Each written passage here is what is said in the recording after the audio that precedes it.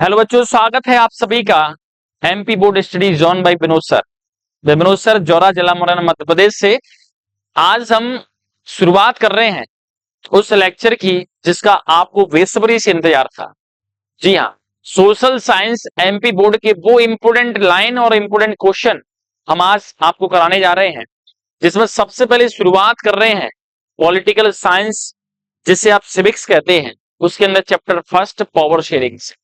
जी हाँ, chapter first power sharing के अंदर आखिर हम क्या कवर करेंगे, कुछ topics covered in this chapter. इस चैप्टर के अंदर आखिर कौन से टॉपिक कवर करेंगे? स्टोरी ऑफ बेल्जियम, बेल्जियम की स्टोरी कवर करते हैं इसके अंदर। Story of Sri Lanka, majoritarianism in the Sri Lanka, सबसे पहला ऑब्जेक्टिव यहीं से बनता है, श्रीलंका के अंदर majoritarianism. Accommodation in Belgium, Belgium के अंदर accommodation. Why power sharing is desirable, power sharing की जरूरत क्यों है?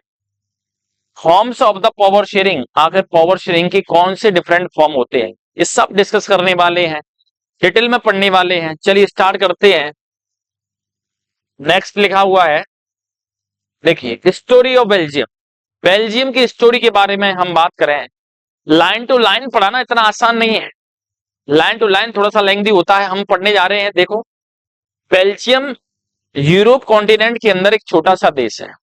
इस बेल्जियम के अंदर आप देखें तो पॉपुलेशन बहुत कम है, छोटा सी कंट्री है, उसके अंदर कॉम्प्लेक्सिटी बहुत ज्यादा है। और इसकी पॉपुलेशन हमारे भारतवर्ष के, इंडिया के हरियाणा स्टेट के कंपेयर में भी लगभग हाफ है। और इसकी population approximate little over 1 crore के आसपास है। देखिए, सबसे पहले बेल्जियम किस कॉन्टिनेंट में है? यूरोप में। पॉपुलेशन लिटिल ओवर 1 करोड़ के आसपास है, स्मॉलर एरिया है इसका। इंडियन स्टेट है हरियाणा, उससे भी छोटा है। और इसकी पॉपुलेशन हरियाणा से भी लगभग हाफ पॉपुलेशन है। इसकी जो बॉर्डर्स होते हैं, जो शेयर करते हैं फ्रांस, नीदरलैंड, जर्मनी और लक्समबर्ग के साथ में। बॉर्डर, इसकी जो सीमाएं होती हैं बेल्जियम की, वो आखिर किससे शेयर करते हैं? फ्रांस, नीदरलैंड, जर्मनी और Luxembourg. Ethnic composition, that means language के बेस पर जो ग्रुप बने हुए हैं, कम्युनिटी बनी हुई है, of this small country is very complex. छोटा सा देश, एथनिक कंपोजिशन है और इसके बेस पर अंदर कंप्लेक्सिटी बहुत ज्यादा है। और इनमें से जितनी भी टोटल पॉपुलेशन है, उनमें से 59% पॉपुलेशन आ करती है Flemish region of the Belgium, Belgium के फ्लेमिश रीजन में। और वो आखिर है कौन सी लैंग्वेज बोलती है? Speaks the Dutch language, Dutch language बोला करती है। यानी 59% है फ्लेमिश रीजन के अंदर रहते हैं, डच स्पीकर कम्युनिटी हुआ करती है। 40% पीपल हुआ करते हैं, वो रहते हैं वेलोनिया रीजन में। और ये फ्रेंच स्पीकर हुआ करते हैं, फ्रेंच स्पीकिंग कम्युनिटी होती है। क्लियर है सभी को? रिमेनिंग बचा हुआ जो 1% है, वो रहती है बेल्जियंस जितने भी होते हैं, वो कौन सी लैंग्वेज बोलते हैं? जर्मन। बेल्जियम के अंदर 3 लैंग्वेज बोली जाती है, एक होती है डच, दूसरी जो होती है वो है फ्रेंच, और तीसरी जो होती है वो होती है जर्मन। डच स्पीकिंग कम्युनिटी सबसे ज्यादा है, फ्रेंच उससे कम, और सबसे कम जो 1% मिला करती है वो कौन सी होती है? जर्मन। बेल्जियम की जो कैपिटल है वो होती है ब्रुसेल। ब्रुसेल के अंदर देखा जाए तो जस्ट कंसेप्ट उल्टा होता है। बेल्जियम के अंदर जो मेजोरिटी में है वो डच स्पीकिंग कम्युनिटी है, लेकिन बेल्जियम की कैपिटल ब्रुसेल के अंदर देखा जाए तो कंसेप्ट जस्ट उल्टा होता है कि यहाँ पर डच स्पीकिंग कम्युनिटी ओनली 20% है, डच बोलने वाले मात्र 20% है। और उसके बाद 80% कम्युनिटी है, वो कौन सी है? French speaking community. इसका मतलब उल्टा हो गया। बेल्जियम के अंदर मेजोरिटी में जो कम्युनिटी होती है जो डच स्पीकिंग कम्युनिटी है। और यदि कैपिटल में देखा जाए, capital of Belgium that means Brussels में देखा जाए, तो उसी के अंदर देखें तो यहाँ पर मेजोरिटी में वो फ्रेंच कम्युनिटी है। बस इसी बात से नाराज होते हैं डच स्पीकिंग कम्युनिटी और आपस में लड़ते झगड़ते हैं। और यहाँ पर देखा जाए तो माइनॉरिटी में जो फ्रेंच स्पीकिंग कम्युनिटी हुआ करती है वो रिलेटिवली रिच और पावरफुल है, जिसमें एजुकेटेड पर्सन है, रिच भी है और साथ में पावरफुल भी है, बेहतरीन से बेहतरीन पोस्ट है इनके पास में। और उसके बाद देखा जाए तो डच स्पीकिंग कम्युनिटी एंग्री, ये नाराज है इस बात से कि इनका इकोनॉमिक डेवलपमेंट और एजुकेशन है वो मच लेटर यानी बाद में हुआ है। दैट मीन्स इकोनॉमिक डेवलपमेंट की बात करें, साथ में बात करें इसके एजुकेशन लेवल की, तो डच कम्युनिटी है बेल्जियम के अंदर 59% है, बहुत ज्यादा पॉपुलेशन है, लेकिन फिर भी इनका इकोनॉमिक डेवलपमेंट बहुत बाद में हुआ है। सबसे ज्यादा डेवलप्ड जो कम्युनिटी हुआ करती थी वो French community. During the 1950 and 1960, 1950 1960 के आसपास देखा जाए, इन दोनों कम्युनिटी के बीच में बहुत बड़ा टेंशन क्रिएट हुआ था, इन दोनों कम्युनिटी के बीच। दैट मीन्स बेल्जियम के अंदर आप देखेंगे तो एक लैंग्वेज के बेस पर एक कम्युनिटी डाइवर्सिटी मिलती है। अब देखो स्टोरी ऑफ बेल्जियम के अंदर आपने इतना सब कुछ पढ़ा, इनसे ढेर सारे ऑब्जेक्टिव बना करते हैं। अब इसके बाद हम बात करते हैं इसी के अंदर श्रीलंका की। जब स्टोरी की बात करते हैं, एक तरफ बेल्जियम, दूसरी तरफ श्रीलंका। बेल्जियम में अकोमोडेशन, श्रीलंका में मेयोटेनेज, डिफरेंस है दोनों में। श्रीलंका आइलैंड नेशन हुआ करता है, साउथ पार्ट ऑफ इंडिया में प्रेजेंट है, डाइवर्स पॉपुलेशन है, अबाउट 2 करोड़ पीपल, लगभग इसमें 2 करोड़ पीपल रहते हैं। इसके अंदर मेजर 2 सोशल ग्रुप मिला करते हैं, अंडरलाइन कर लीजिए। 2 सोशल ग्रुप के अंदर एक है सिनाला स्पीकर्स कम्युनिटी और दूसरी कम्युनिटी होती है तमिल स्पीकर्स। सिनाला स्पीकर कम्युनिटी है वो कितनी है, 74%। तमिल स्पीकर कम्युनिटी है वो कितनी है, 18%। अंडरलाइन कर लीजिए। तमिल्स हैं उनके 2 ग्रुप बनाए गए हैं, श्रीलंकन तमिल होते हैं वो 13% और इंडियन तमिल है वो 5%। श्रीलंकन तमिल वो तमिल होते हैं जो वहीं के मूल निवासी, जन्म वहीं पर हुआ है। लेकिन जो इंडियन तमिल्स हुआ करते हैं वो कॉलोनियल पीरियड के टाइम पर, कॉलोनियल पीरियड के टाइम पर इनके दादा परदादा हैं वो प्लांटेशन यानी मजदूरी करने के लिए, बागवानों में काम करने के लिए वहां चले गए थे, और इसी वजह से उनको नाम दिया है इंडियन तमिल्स। 5% होते हैं ये, और ये होते हैं 13%। इसका मतलब तमिल के अंदर 2 कैटेगरी हैं, Sri Lankan Tamil and Indian Tamil. Most of the Sinhala speaker community, Sinhala speaker community होती है वो आखिर कौन से रिलीजन को बिलोंग करती है, बुद्धिस्ट, बौद्ध धर्म को फॉलो करते हैं। लेकिन बची हुई तमिल स्पीकर कम्युनिटी होती है वो हिंदूज या फिर मुस्लिम को फॉलो करती है। अबाउट 7% हुआ करते हैं वो क्रिश्चियन को फॉलो करते हैं। Who are both Tamil and Sinhala, जो तमिल भी है और साथ में सेनाला भी है।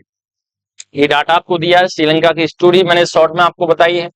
आप चाहें तो इसको आप यहां पर स्क्रीनशॉट ले सकते हैं, आप चाहें तो यहीं पर रिवाइज कर सकते हैं। अब हम बात करते हैं स्टोरी ऑफ श्रीलंका के बाद में। नेक्स्ट जो दिया हुआ है, श्रीलंका के अंदर मेयोटेनेज, बहुसंख्यक के बाद श्रीलंका के अंदर कैसा हुआ। Sri Lanka become an independent country 1948, 1948 के अंदर श्रीलंका को एक स्वतंत्र देश घोषित किया गया। अब होता है 1947 में, हमारे वहां पर सेलिब्रेशन होता है, 1 साल का ही तो डिफरेंस है। चलिए बात करते हैं, डेमोक्रेटिकली इलेक्टेड गवर्नमेंट है, उन्होंने ये सीरीज ऑफ मेरिटाइम पॉलिसी को एक्सेप्ट किया था। इसके अंदर देखा जाए तो सबसे बड़ा कंसेप्ट क्या था, वो ये था मेयोटेनेज, जिसका दबदबा ज्यादा होगा उसकी सुपरमेसी होगी, और सेनाला कम्युनिटी है वो सुपरमेसी में थी, सबसे ज्यादा प्रभाव था। सेनाला कम्युनिटी है वो चाहती थी कि एक ऑफिशियल लैंग्वेज किसको बना दिया जाए, सेनाला लैंग्वेज को ऑफिशियल लैंग्वेज बना दिया जाए, दबदबा था उसका। इसीलिए सेनाला लैंग्वेज को 1956 में, 1956 के अंदर एक ऑफिशियल लैंग्वेज बना दिया गया। Government follow the preferential policy, सरकार अब ऐसी योजनाएं बनाती है जो सिर्फ और सिर्फ किसके फेवर में होती है, सेनाला कम्युनिटी के फेवर में। यूनिवर्सिटी में कोई पोजीशन हो या फिर गवर्नमेंट जॉब हो, हर किसी में किसका दबदबा बढ़ता जा रहा है, सुपरमेसी किसकी होती जा रही है, सेनाला कम्युनिटी की। सेनाला स्पीकर जितने भी हुआ करते हैं उनका दबदबा बढ़ता जा रहा है, इसीलिए धीमे धीमे सेनाला स्पीकर्स कम्युनिटी और उसके साथ साथ में श्रीलंकन तमिल के बीच में थोड़ी सी दूरी बढ़ने लगी। फीलिंग ऑफ अलाइनेशन, अपने आप को अलग मानने लगे श्रीलंकन तमिल्स। अब श्रीलंकन जो तमिल्स हुआ करते हैं वो जब अपने आप को अलग मानने लगे तो वो भी ये चाहते थे कि हमारी तमिल लैंग्वेज को भी ऑफिशियल लैंग्वेज बना दिया जाए, और इसीलिए उन्होंने एक पार्टी लॉन्च की अपनी, ढेर सारी अपने आप को पहचान देना चाह रहे थे, और साथ साथ में समान अवसर, चाहे वो जॉब हो या एजुकेशन हो या बड़े से बड़ा पोस्ट हो, वहां भी समान अवसर की डिमांड करते हैं। इसीलिए 1980 के अंदर 1980 में देखा गया कि बहुत सारे पॉलिटिकल ऑर्गेनाइजेशन हुआ करते थे, वो डिमांड कर रहे थे कि तमिल कम्युनिटी वालों के लिए एक अलग से एलम और स्टेट बना दिया जाए। Tamil Eelam, that means Tamil state बना दिया जाए, वो भी north and eastern parts of the Sri Lanka, Sri Lanka के नॉर्थ और ईस्ट पार्ट में अलग से एक स्टेट बना दिया जाए, उस स्टेट को तमिल एलम कहा गया है। एलम मीन्स होता है स्टेट। धीमे धीमे जब ये इस तरह से बातें आने लगी, आपस में क्लैशिंग होती थी, धीमे धीमे सिविल वॉर में ये कन्वर्ट हो गए। और सिविल वॉर जब श्रीलंका के अंदर स्टार्ट हुए तो उसमें श्रीलंका के अंदर धीमे धीमे ढेर सारी डेथ हो गई, बहुत सारे लोग पलायन करके चले गए, दूसरी जगह रहने लगे। और उसके बाद में एक टाइम ऐसा आया कि श्रीलंका के अंदर सिविल वॉर का एंड हुआ। Civil war ended in Sri Lanka in which year, तो आंसर लिखते हैं 2009। 2009 के अंदर श्रीलंका के अंदर सिविल वॉर, शीत युद्ध खत्म हो चुके थे। अब अपन बात करते हैं श्रीलंका में जो म्यूटेनियम कंसेप्ट है, बहुसंख्य बात है, ये एक नेगेटिव कंसेप्ट है। बेल्जियम के अंदर देखा जाए तो एक पॉजिटिव कंसेप्ट है, उस पॉजिटिव कंसेप्ट का नाम होता है अकोमोडेशन। याद रखिए, अकोमोडेशन इन बेल्जियम बोला जाता है, म्यूटेनिज्म इन श्रीलंका बोला जाता है। दोनों में डिफरेंस है। म्यूटेनिज्म एक नेगेटिव कंसेप्ट है और अकोमोडेशन एक समझदारी से लिया गया एक कदम होता है, वो बेल्जियम के अंदर किया गया। इसलिए बेल्जियम की कॉन्स्टिट्यूशन के उस मॉडल को बहुत सारी कंट्री ने यूज भी किया है, अपनाया भी है, इसी लिखा हुआ अकोमोडेशन इन बेल्जियम।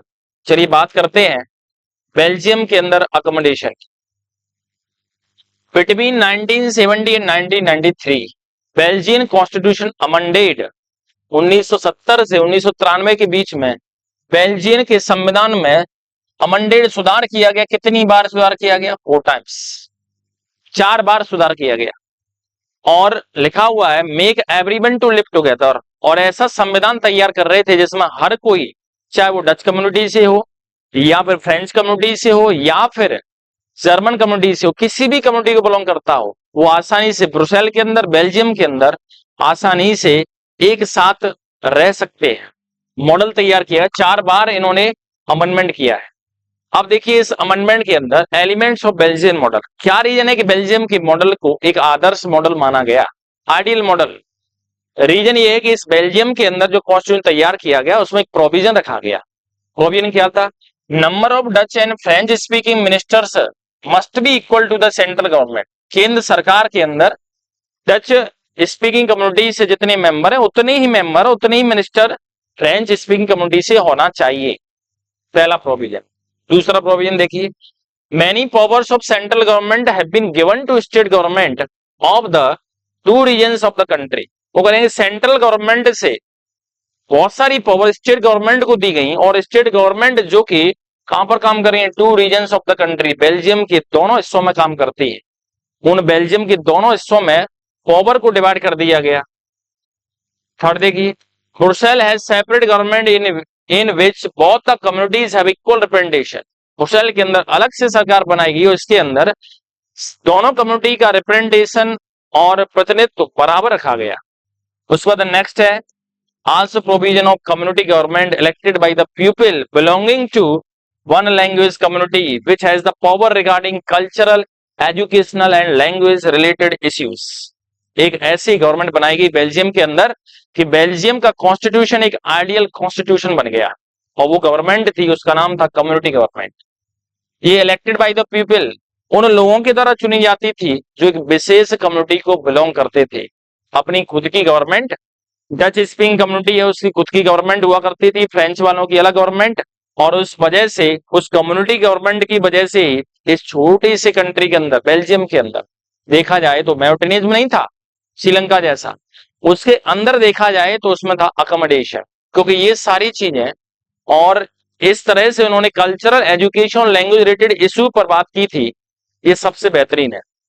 और फाइनली जिस ब्रुसेल के बारे में लोग बात नहीं करते थे, उसी ब्रुसेल को chosen as its headquarter.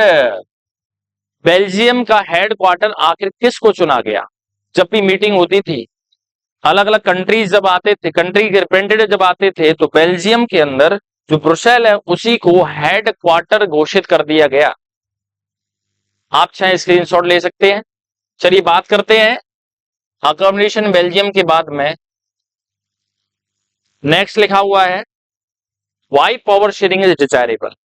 Power sharing आखिर आवश्यक क्यों है? Power sharing is good, power sharing अच्छी मानी जाती है। पहले ऐसे मानते थे कि पावर को डिवाइड कर देंगे तो there may be chance of the fragmentation of the unity of the country, देश की एकता है उसके टुकड़े हो जाएंगे, ऐसा मानते थे, बहुत सारे लीडर ऐसा सोचते थे। लेकिन देखा गया बेल्जियम के अंदर तो कंसेप्ट बिल्कुल अलग था। बेल्जियम के अंदर देखा गया तो क्या हुआ, सबसे पहले लिखा it helps to reduce the possibility of conflict between the social group. सबसे बड़ा इफेक्ट आया कि अलग अलग समाज के जो ग्रुप हुआ करते थे उनके बीच में कॉन्फ्लिक्ट, जो लड़ाइयां हुआ करती थी वो कम हो गई। इसको कहते हैं प्रूडेंशियल रीजन, प्रूडेंशियल रीजन माना जाता है। Power sharing is the very spirit of democracy, power sharing is the very spirit of democracy. किसी भी डेमोक्रेसी की जो आत्मा हुआ करती है वो सिर्फ और सिर्फ क्या है, पावर शेयरिंग। पावर शेयरिंग को हटा दें तो डेमोक्रेटिक गवर्नमेंट लंबे समय तक रन नहीं कर पाती, रूरल रीजन होता है। Democratic rule involve the sharing of power with those affected by its exercise and who have to live with its effect. Democratic rule होते हैं वो उस पावर शेयरिंग से रिलेटेड होते हैं जिनको आप यूज करते हैं और उन लोगों पर भी इनका प्रभाव पड़ता है। अब आपको बताएं कि पावर शेयरिंग आखिर क्यों आवश्यक है। देखिए, reduce the possibility of conflict, लड़ाई झगड़े कम हो जाते हैं। दूसरा, पावर शेयरिंग रियलिटी में स्प्रिट है किसकी, डेमोक्रेसी की। यही दो रीजन है, prudential reason and moral reason are the two causes to desire why the power sharing is desirable. आखिर पावर शेयरिंग डिजायरेबल क्यों है, इसके दो रीजन थे। चलिए नेक्स्ट बात करते हैं forms of the power sharing. Power sharing है उसके आखिर कौन सी फॉर्म। पावर शेयरिंग का जब अरेंजमेंट करते हैं तो मेजर दो फॉर्म मिला करती है। फर्स्ट होती है horizontal distribution of the power, horizontal distribution of the power, और इसी को बोला जाता है, हॉरिजॉन्टल डिस्ट्रीब्यूशन ऑफ पावर्स को ही बोला जाता है चेक्स एंड बैलेंस।